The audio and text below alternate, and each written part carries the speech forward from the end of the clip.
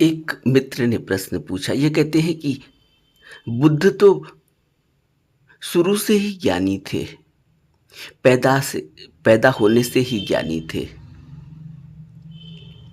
पैदा होने से ही अद्भुत थे। लेकिन हम तो एक साधारण जन हैं, संसारी हैं। बुद्ध ने ज्ञान प्राप्त कर लिया, हम कैसे ज्ञान प्राप्त करेंगे? क्योंकि बुद्ध में और हम में तो कोई एक रूपता नहीं है, कोई समानता नहीं है।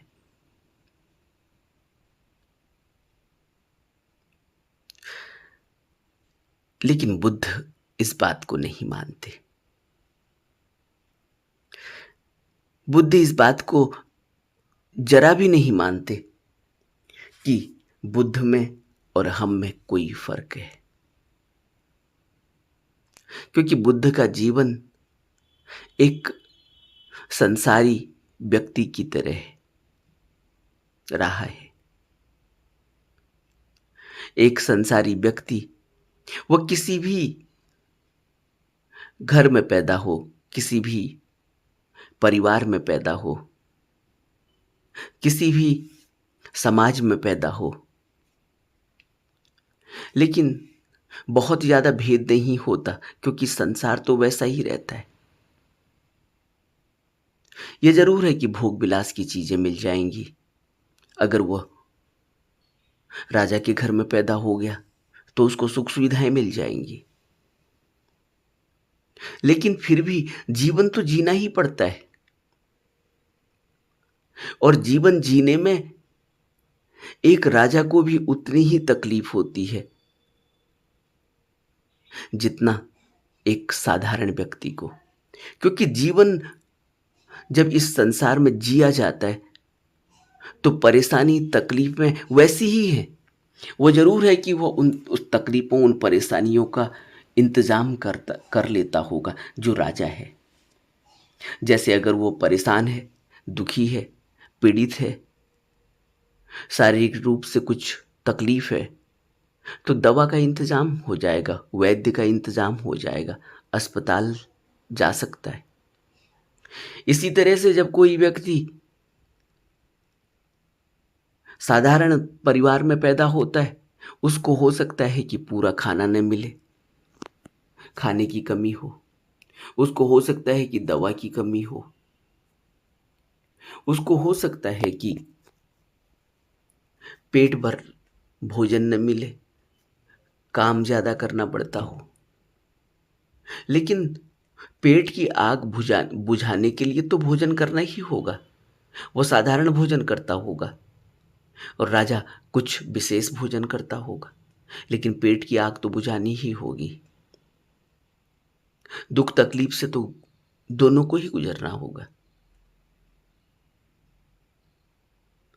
शब्द अपशब्द दोनों को ही चुभेंगे, दोनों को ही खुशी भी मिलेगी, दोनों को ही पीड़ा भी मिलेगी, दुख भी मिलेगा। तो बुद्ध इस संसार के जीवन को अलग करके नहीं देखते कि एक व्यक्ति को अलग जीवन मिलता है, दूसरे को अलग जीवन मिलता है। इसलिए बुद्ध कह रहे हैं कि संसार में दुख है, तुम राजा होकर पैदा हो या तुम एक साधारण भिखारी बनकर पैदा हो, दुख तो तुम्हें भोगना ही होगा। इसलिए क्योंकि हर खुशी दुख में बदल जाती है और हर दुख खत्म हो जाता है, फिर थोड़ी खुशी मिल जाती है। ऐसा भी नहीं है कि दुख हमेशा ही रहेगा, दुख फिर क्षण भर के लिए खुशी में तब्दील हो जाएगा, खुशी क्षण भर के लिए फिर दुख में तकलीफ तब्दील हो जाएगी, लेकिन अंत दुख में ही होगा, क्योंकि अंत में मृत्यु है और मृत्यु से सब डरे हुए हैं, सब भयभीत हैं। अब यही बुद्ध हमें बताना चाह रहे हैं कि हर व्यक्ति मृत्यु से डरा हुआ है, हर प्राणी मृत्यु से डरा हुआ है। तो जब तक मृत्यु का डर है तब तक तो दुख है। फिर सुख कैसे हो? डर और सुख, डर और खुशी दोनों एक साथ कैसे हो सकती है? इसलिए बुद्ध हमसे कहते हैं कि तुम जब तक डरे हुए हो, मृत्यु का डर सबसे बड़ा डर है। और जब तक हम डरे हुए हैं, तब तक न तो हमें खुशी मिल सकती, न तो हम राजा बनकर खुश हो सकते, और न हम दरिद्र होकर खुश हो सकते। यह मृत्यु का डर ही हमारे दुख का कारण है। यही सबसे बड़ा दुख है, और इसी को बुद्ध कहते हैं कि इस संसार में दुख है। अब जीवन दुख है, जन्म दुख है, वृद्धावस्था दुख है, बीमारी दुख है, मृत्यु दुख है। और यह सभी प्रोसेस से हर मनुष्य को गुजरना होता है। कोई यह नहीं कह सकता कि उसको बीमारी नहीं होगी, कोई यह नहीं कह सकता कि उसने जन्म नहीं लिया, वो कहीं ऊपर से टपक गया है। जन्म तो लिया है, और जन्म लिया है तो वो जन्म से ही जुड़ गया। वो अब जन्म से अगर कोई अपनी माँ से जुड़ जाए, जुड़ा ही हुआ है ना, बाप से जुड़ा हुआ है। अब माँ बाप न हो, जन्म से ही मर गए हो, तब भी जो भी उसका लालन पालन करेगा उससे जुड़ जाएगा। जुड़ा हुआ तो वो होगा ही, और जिससे वो जुड़ा हुआ है उसको जब दुख तकलीफ होगी तो उसको भी उसका असर होगा। जब वो खुशी महसूस करेंगे तो इसको भी खुशी होगी। लेकिन अंत में फिर दुख है, क्योंकि जिससे भी वो जुड़ा हुआ है वो रहने वाला नहीं। या तो वो खुद चला जाएगा, या वो जिससे जुड़ा हुआ है वो चले जाएंगे, तो दुख तो बना ही हुआ है। तो बुद्ध कहते हैं कि यह जो जन्म है यह भी दुख है। बुद्ध कहते हैं कि यह जो वृद्धावस्था है यह भी दुख है, यह जो बीमारी है आएगी यह भी दुख है, और यह जो मृत्यु होगी यह भी दुख है। यह सब दुख है, और सबको इन दुखों से गुजरना ही होता है। इसलिए दुख बना ही हुआ है, और सबसे बड़ा दुख है मृत्यु का, क्योंकि मृत्यु के दुख में वह जो हमसे जुड़ा हुआ है वो हमेशा के लिए चला जाता है, क्योंकि हम शरीर से ही जुड़े हुए होते हैं, और वो सदा के लिए चला जाता है। तो दुख हमें मिलना ही मिलना है, क्योंकि फिर वो हमें कभी दिखाई नहीं देगा। या हम चले जाएंगे तब भी जो हमसे जुड़ा हुआ है उसको दुख हमेशा रहेगा, क्योंकि हम फिर दिखाई नहीं देंगे। इसलिए मृत्यु का दुख सबसे बड़ा दुख है। और बुद्ध कहते हैं कि यह सभी अनित्य है। अगर प्राण है किसी में तो वह तो दुख है ही, वो चला जाएगा, मृत्यु हो जाएगी। और जो हमें निष्प्राण मालूम होती हैं वस्तुएं, वो वस्तुएं भी जब टूट फूट जाती हैं, छिन्न भिन्न हो जाती हैं, अलग थलग हो जाती हैं, छीन ली जाती हैं, चुरा ली जाती हैं, हमसे अलग कर दी जाती है, और हमारा उनसे राग जुड़ा हुआ होता है। उन वस्तुओं से हम घर बनाते हैं, हम साज सज्जा का सामान इकट्ठा करते हैं, हम अपनी सुख सुविधा के लिए वस्तुओं को जुटाते हैं। यह सब सुख सुविधा के लिए जुटाई गई वस्तुएं भी हमेशा के लिए नहीं बनी रहती। इनमें भी टूट फूट होती है, इनमें भी चोरी होती है, इनको भी छीना जा सकता है, चुराया जा सकता है, तोड़ा जा सकता है, नष्ट किया जा सकता है, इनमें भी आग लगाई जा सकती है। तो जब भी यह नष्ट हो जाती है, इनकी अनित्यता की वजह से फिर दुख पैदा होता है, क्योंकि हम उनसे राग जोड़ बैठे हैं। इसलिए यह अनित्यता हमेशा ही दुख का कारण बनी रहती है, और सब कुछ ही अनित्य है, बुद्ध कहते हैं। इसलिए इस अनित्य जगत में नित्य की खोज करनी चाहिए। अब नित्य की खोज का पता कैसे चलेगा जब सब कुछ ही अनित्य है? तो फिर नित्य क्या है? उस नित्य में कैसे सवार हों, उस नाव में कैसे सवार हों जो नाव समुद्र के ऊपर तैरेगी, इस भवसागर के ऊपर तैरेगी और हमको पार कर देगी। बुद्ध हमें उस नाव की बात करते हैं। बुद्ध हमसे उस सत्य की, उस धम्म की बात करते हैं जो नाव की तरह सहारा बनता है। इसलिए बुद्ध धम्मपद में एक जगह कहते हैं कि ये जो मांस, रक्त, मज्जा से विलेपित हड्डियों का नगर तुम्हें दिखाई दे रहा है, अपने शरीर के बारे में कहते हैं कि ये जो हमारा शरीर है जिसमें मांस दिख रहा है, रक्त दिख रहा है, मज्जा दिख रही है, हड्डियां दिख रही हैं, ये पूरा नगर है, ये पूरा सुसज्जित नगर है। एक जिस तरह से एक शहर को बसाया जाता है, एक नगर को बसाया जाता है, उसी तरह से यह भी एक शहर की तरह, एक नगर की तरह है। इसमें परिवर्तन होते हैं, इसमें वृद्धावस्था आती है, मृत्यु आती है, अभिमान रहता है, ईर्ष्या रहती है, लेकिन सब कुछ ही थोड़े दिन के लिए होता है। और अगर हम इस नगर को, इस शहर को हमेशा के लिए अपना समझ बैठे तो फिर हमें ज्ञानी कौन कहेगा। और ऐसा नहीं है कि हमने देखा नहीं, मांस, रक्त, मज्जा और हड्डियां, यह हमने मनुष्य की देखी नहीं या किसी प्राणी की देखी नहीं कि कल तक यह मांस, यह रक्त, यह मज्जा, यह हड्डियां कितनी सुसज्जित थी, और यह नगर और यह शहर कितना आबाद था, यहां कितनी हलचल थी, यहां नृत्य होता था, नाच गाना होता था, यहां खाना पीना होता था, यहां हंसी खुशी होती थी, दुख होता था, यहां चलना फिरना होता था, चहलकदमी होती थी, एक स्थान से दूसरे स्थान तक की यात्रा होती थी। न जाने कितना बटोर लेने के लिए, न जाने कितना इकट्ठा करने के लिए दौड़ लगती थी। और एक दिन आता है जब सब कुछ चला जाता है, जब वृद्धावस्था आ जाती है, जब बीमारी आ जाती है और फिर मृत्यु आ जाती है, और ये शहर ऐसे ही तहस नहस हो जाता है। बुद्ध हमें किस तरह से समझाने की कोशिश करते हैं, जरा सोचो। और हम कह रहे हैं कि बुद्ध तो अलग ही थे,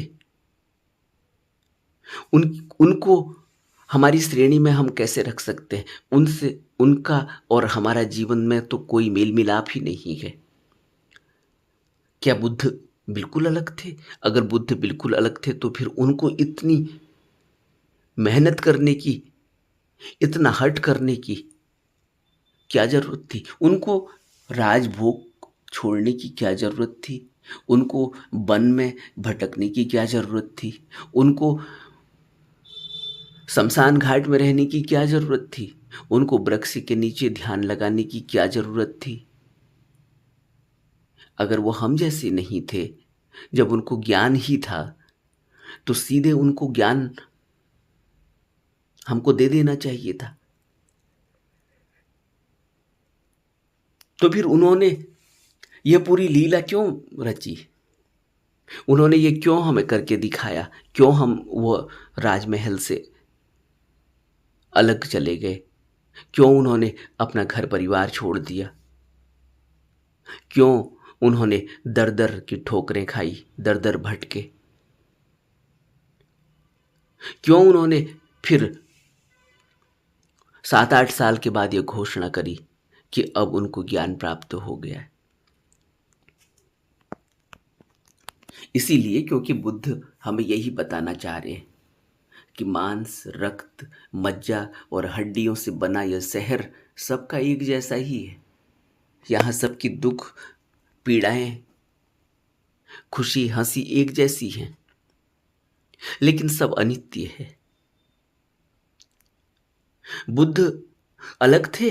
अगर बुद्ध अलग थे तो क्या हमने बुद्ध की मृत्यु नहीं देखी?